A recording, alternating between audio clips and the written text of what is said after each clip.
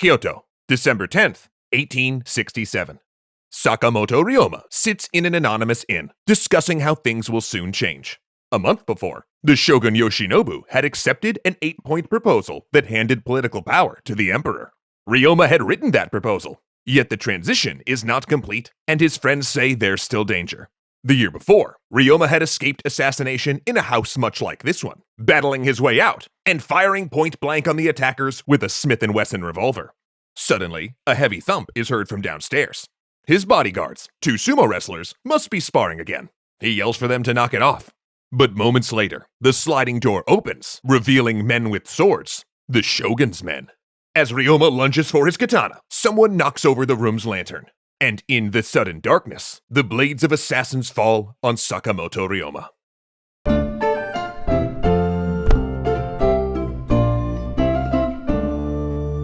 On November 9th, 1867, Shogun Tokugawa Yoshinobu, after years of intrigue and violence, finally bowed to political reality. The Restorationist Triple Alliance of Choshu, Satsuma, and Tosa provinces had a modern army to match his, and civil war was on the horizon. He could fight, or he could step down and let the Tokugawa clan retain some role in government.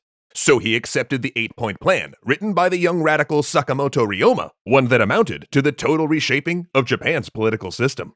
The first point called for Yoshinobu to resign as shogun, giving full political power to the imperial court. There would also now be a 2-part legislative body with an upper and lower house to decide government policy based on popular opinion. It created new advisors and abolished old offices, and called for a reshaping of foreign affairs, a new legal code, an enlarged navy, an official imperial guard, and fixing the price of precious metals to the world market. Yoshinobu didn't lose all of his power, though. Exactly who would perform what function and what powers the shogun would maintain was a subject of divisive debate, because the shogun's official duties were to be Japan's military leader, and Yoshinobu still had a considerable military force personally loyal to him. That included a core force of 900 modern infantry troops trained by a French military mission, and a modernized fleet with British naval advisors. He also had a power base of northern daimyo that he could rally to his cause. Indeed, many in the Restorationist camp thought Yoshinobu should be brought into the governing coalition. A peaceful transfer of power would help legitimize their new government in the eyes of foreign powers. Plus, just like many Restorationists, Yoshinobu was reform-minded and believed in modernization. Moderates thought they could work with him, but the radicals among the Restorationists, particularly Saigo Takamori, refused. They wanted the shogunate dissolved, with the Tokugawa clan stripped of their lands and barred from government. It was a stalemate, and then the Restorationists got tired of waiting. On January 3rd, 1868, Satsuma and Shoshu troops marched on the imperial palace in Kyoto and got the emperor's guards, in reality his shogunate jailers, to stand down. Now freed to act as he wished, the 15-year-old emperor declared the restoration of imperial rule and beginning of a new era, that of Meiji, meaning enlightened rule. 2 weeks later, in the shogunate capital of Edo, Yoshinobu officially rejected the Restorationist terms, which now included the surrender of all his lands. Restorationist partisans burned Yoshinobu's personal palace in Kyoto down for refusing to submit, and then he responded by raising the Edo residence of the Satsuma leader Saigo Takamori. Then, Yoshinobu sailed out of Osaka Castle with his modernized force, vassal troops, and Shinsengumi. And he swore to liberate Emperor Meiji from rebel control. Because despite everything that had happened, to appear legitimate, Yoshinobu still had to claim that he was acting in the emperor's best interest. The Boshin War had begun. January 27th, 1868. A road south of Kyoto. The shogunate advanced guard reaches a bridge, seeing a Satsuma banner and Restorationist troops dug in. But their commander doesn't expect a battle. Shogunate forces number 15,000, and here there are only 5,000 Restorationist defenders. He puts his feudal vassal troops with pikes in the front, and the modernized infantry behind them haven't even loaded their rifles. Then he sends a messenger to the Satsuma, saying they carry a letter to the emperor and asking for passage. The Satsuma then deny them passage and open fire. And it's here that the firepower of the Restorationist force becomes apparent. The shogunate force has 2 modernized infantry battalions. True, but the Satsuma have invested in artillery. A shell from a breech-loading Armstrong gun explodes near the commander, throwing him from his horse. Then more shells fall. There's the crack-crack of rifles throwing conical bullets the size of a thumb, and then starting slow but getting faster, the lethal drumbeat of a Gatling gun. Further south, on a different road, the second shogunate column is approaching another bridge. Here too, the outnumbered restorationists are dug in, and at the sound of shooting in the distance, their guns open up as well.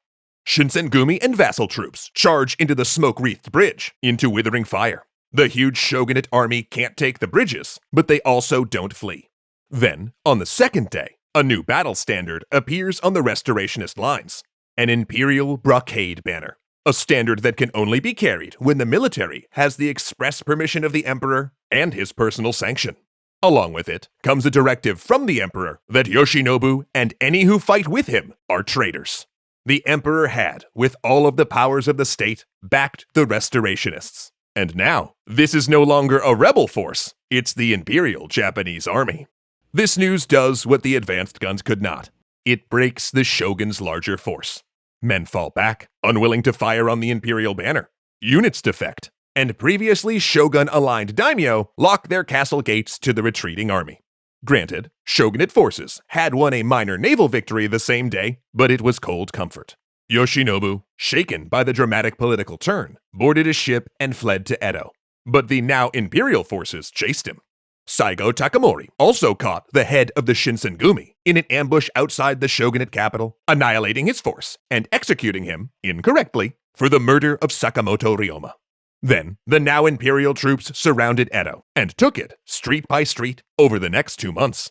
Yoshinobu found his options running out. In fact, his one remaining point of leverage, that foreign governments still recognized the shogunate as Japan's legitimate government, also vanished, as imperial diplomats had convinced the Western nations to remain neutral and back whoever won.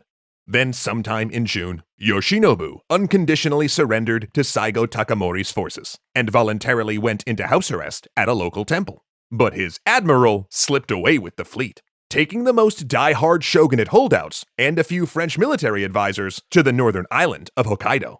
There, they declared an American-style republic and geared up for the final confrontation, which is when the imperial forces wheeled out their most powerful weapon: pageantry. They arranged a massive imperial caravan to Edo at huge expense, moving the emperor out of Kyoto for the first time in his life and installing him in the shogun's former castle. There, the emperor declared that the city would be renamed to fit its new function in the post-shogunate world. It would be the eastern capital, Tokyo. It was an enormous propaganda coup, the first time ordinary people got to see the emperor and feel his presence.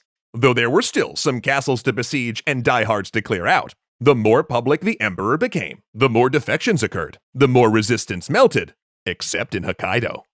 Miyako Bay, Hokkaido, May 6, 1869.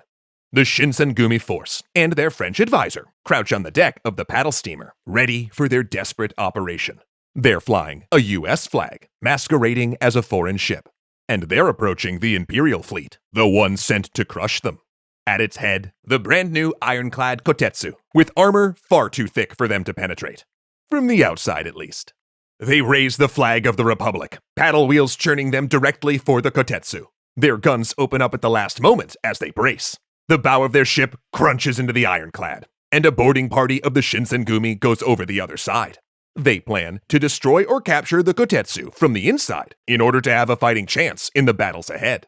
But the drop to the enemy deck is steep. They can't all jump at once. And as they clamber down, one at a time, the crew of the kotetsu shakes off the surprise of the ramming attack and heads to battle stations.